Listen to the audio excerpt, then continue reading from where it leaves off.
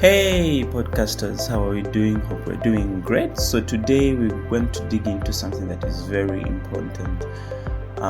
Most of you, when you go to hospitals, especially consultation rooms, or maybe you pick up a phone and talk with that doctor friend of yours, they always have these same questions they always keep asking, and it's like they are digging, like they want to know what is happening. Other times they are like invading your privacy, name it all.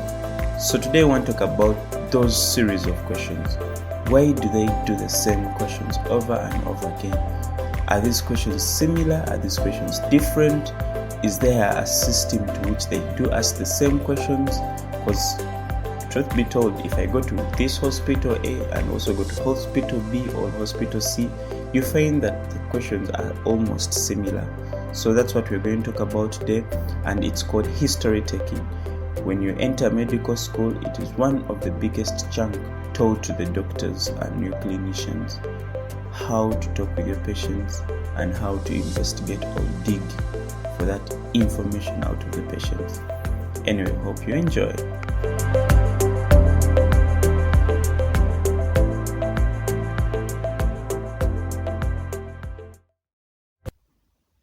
Yes, so let's dig in.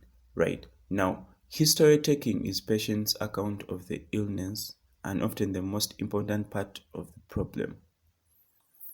What this means is when a doctor or a clinician asks you a series of questions, they are taking your details, the transition of the illness from how it began to how it is up to that point, and this enables your clinician to obtain the initial information of your personality, and it points to where he or she would be able to emphasize mostly while doing his physical examination. So for example, let's say your major complaints are about flu and cough. Ideally, when they reach a level of doing physical examination, we wouldn't expect a doctor to come into your genitalia area. No, he would basically concentrate on your lungs and your nose and your throat. So it helps us to establish those grounds. And some of the reasons of why we do history taking, it gives us an understanding of the patient as a person. And through those questions, you find your clinician builds a relationship with you. In the medical term, we call this rapport. It enables to make that friendly conversation, and it lightens the mood or the environment within which you are operating with your patient. And patient's physical and biological and social environments and its effects on his or her health and future management can be known. So through these conversations, a doctor can basically know how is your home setting, how is the environment you have grown in, how can it affect this current illness that you are getting, okay? And patient's attitudes to his or her illness and fears are known. Sometimes we can single out the anxiety towards most of the illnesses.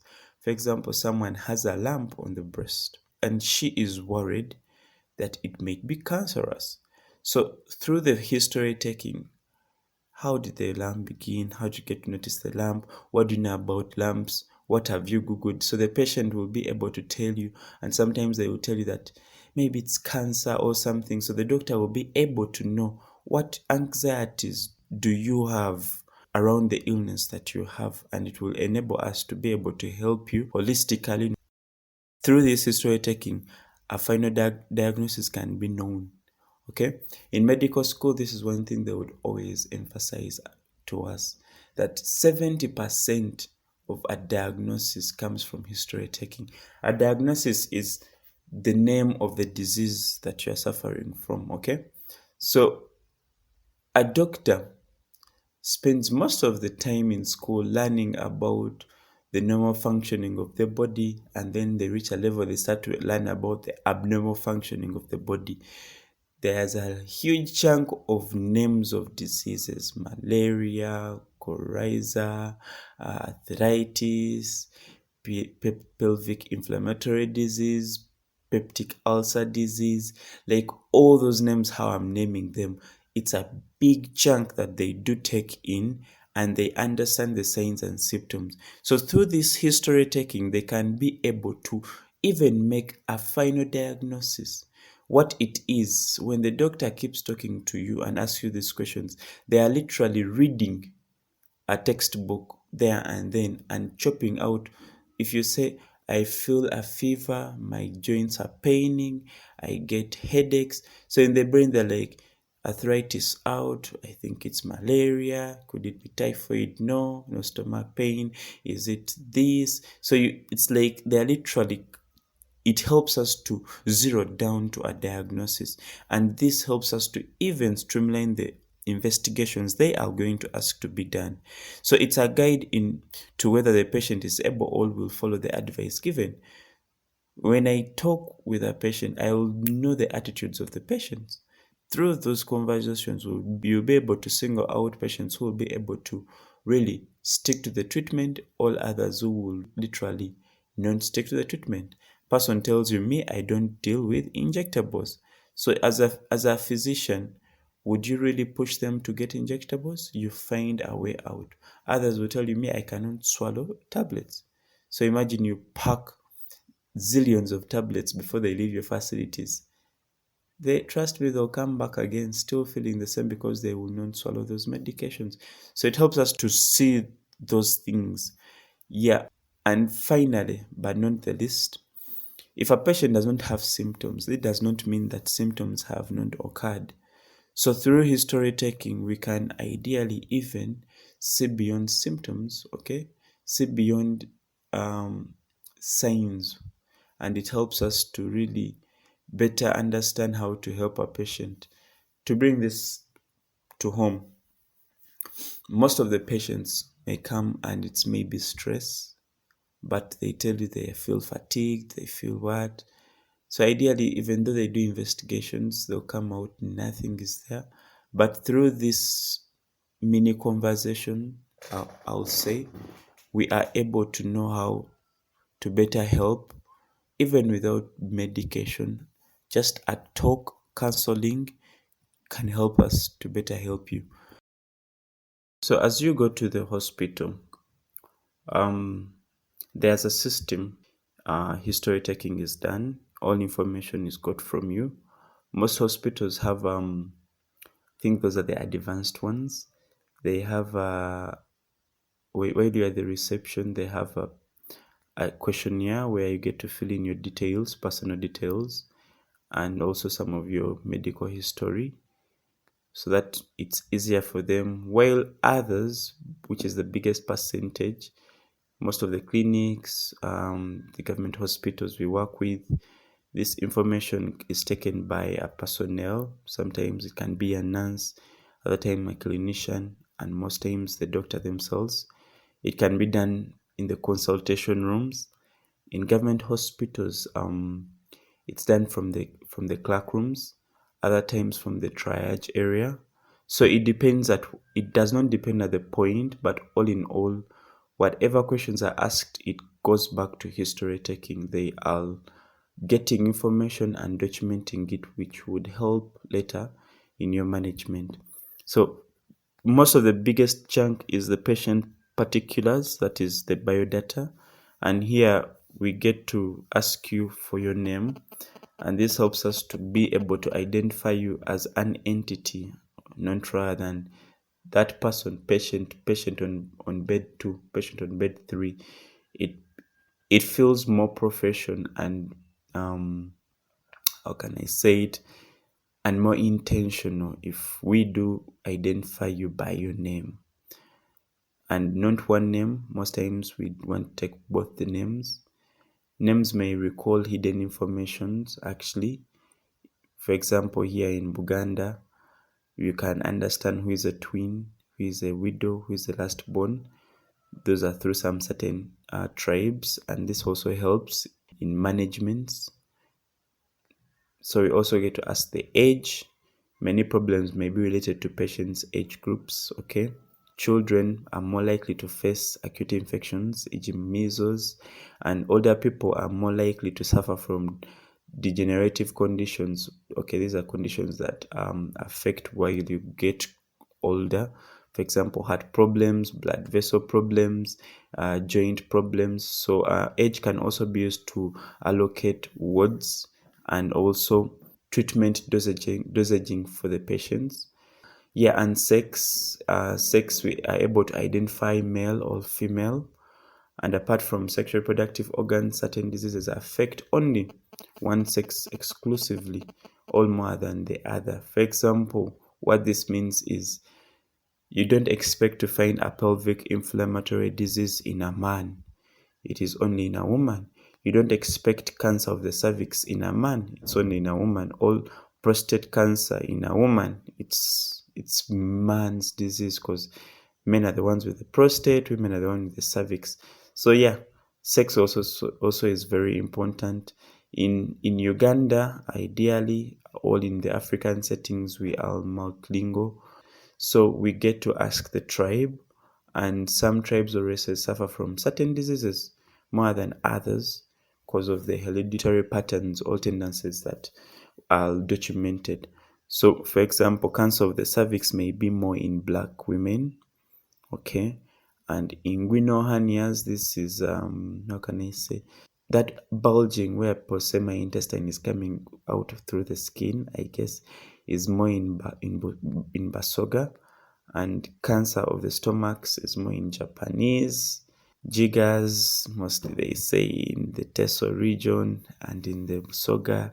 So it helps us when we do know the tribe and we can better manage the patient. So religion, some religions have diet restrictions. Some religions don't believe in some medical procedures. The easiest and most common ones, Jehovah Witnesses, do not allow blood transfusions. And as we said, we are all about treating a patient holistically. So when we do know the religion, we respect their perspectives, we respect the boundaries, and we work in the limits that we are given. So address also helps us. We ask the address. This is the geographical pattern in a country and in particular areas. So we ask if the patient has recently visited some areas where certain epidemic diseases may have occurred. So yeah, someone coming from let's say the easiest where it was much important is in COVID. So there were places which were labeled red zones. Now, if I am in Kampala and then I travel to Gulu, I would ask a patient, have you been to Kampala recently, because it was a hot zone, and the patient is presenting with a fever, with a cough and flu. Automatically we would have to do personal protective medicine around you because you've been exposed, and we can quickly manage you. Next of kin is also asked, who is that person who is responsible for you? It could be your husband, your wife, your boss at work, your teacher. So you just write the name, you give a telephone, they ask for contact. In case things go sideways, we know who to contact and whom to talk to. Occupation, especially your work. What do you do? What is actually your profession? This also helps us to know if you have risk factors, okay? For example, those who work in bars, those who are mining, those who work in wood industry. So expect to find certain diseases in such places. Then when we do finish taking those histories, the doctor mostly goes ahead and asks about your presenting complaint. What brings you to the hospital that day? All symptoms are not of equal importance. So there is usually one or two symptoms which trouble the patient more than others. So we get to record them in an orderly way with the duration of occurrence, and we use patients' words. Most times it is not beyond 1 to 3, 1 to 5 in number. So you will give your complaints and say, maybe doctor, I have a headache, I have flu, I have cough, you get. And what this means is we will record what is relevant, others may not be relevant. So imagine your symptom is headache, flu, cough, joint pains, and then you start to say, also I have a toe pain. So right now, when I'm writing your presenting complaint, I majorly focus on the biggest problems, and then I will show you where the toe pain comes in. So we get to ask histories of presenting complaint. Here, doctors use certain acronyms asking about different symptoms that you have given. I guess you can concur with me. They will ask you, when did the headache begin? Which side is the headache? Is there anything you do and the headache feels better? Do you have any pain elsewhere? Um, is this the first time the headache has happened? So you hear all those questions. They are probing to understand how has this problem come over time. How has it changed? Is there any relief? Is it worrisome? Uh, I think you can try to understand the entire thing. Yeah, so after that, we do what we call review of other systems. Now, here we ask certain questions concerning symptoms other than the system at fault or the system that is affected. Now, when you tell me headache and flu, I know it's basically the respiratory system and the CNS that is affected, but I want to treat you holistically as a whole. So as the doctors in that classroom, they will ask other systems questions in other systems to make sure that they are functioning well and there are no problems. So they will, for example, in the cardiovascular system, that is basically the heart and the blood, they will ask, do you have any difficulty in breathing? Do you have any chest pain? Do you feel your heart pumping a lot? Do your legs get to swell? Do you tend to faint? Name it all. It goes on. And then in the respiratory system, they can ask about cough, still about difficulty in breathing. Do you have noisy breathing? Are you coughing blood? Yeah, ideally you. Yes, so I wouldn't go in all the systems, but we do the digestive system, we do the genital urinary system, that is the sexual organs and the urinary system. We do the nervous system, that is basically the head, the body's ability to feel. We ask about the musculoskeletal system, those are the muscles and the skeletons, the skeletal system, yeah. So ideally that is what we do in the review of other systems. And most, as I said, in the presenting complaints, they really capture what is most important, but also in the review of other systems, they will capture those other minor things that seem to be not in line with the progression of the disease. For example, that top pain we spoke about can come under the musculoskeletal system, so that we can better manage you as a whole. Yeah.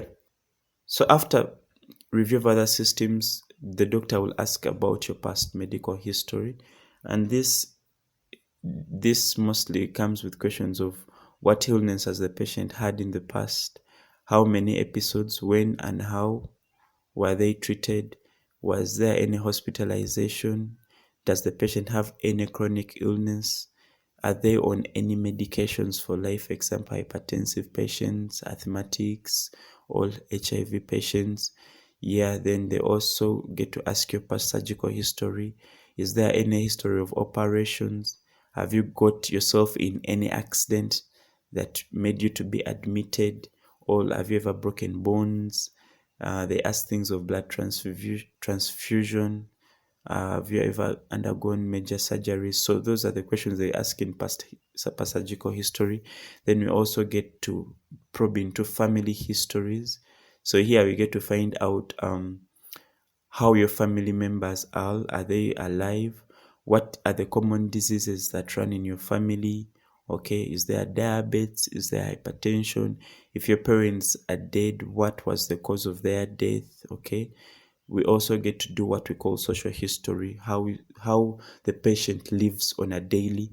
So we ask the patient about their housing, their source of water, how do they manage their wastes, what are their social habits, are they smokers, do they drink alcohol. We also get to explore more into their work lives, because some occupations can affect the patient. For example, if you work in a mining business, you tend to expect them to have lung problems because of the continuous inhalation of those fumes. Yeah. And after all this is done, your doctor will summarizes everything, and he has a projection on where he's going to do his investigations. He's going to send you for tests, and he has what we call a working diagnosis already made up. So in most of these summaries, he focuses on the name, the age, the sex, and the address. He focuses on the history of the presenting complaints. He focuses on your treatment history, and then any other positive findings in other histories. For example, if you're a smoker, that would be a risk factor, or you're a drinker.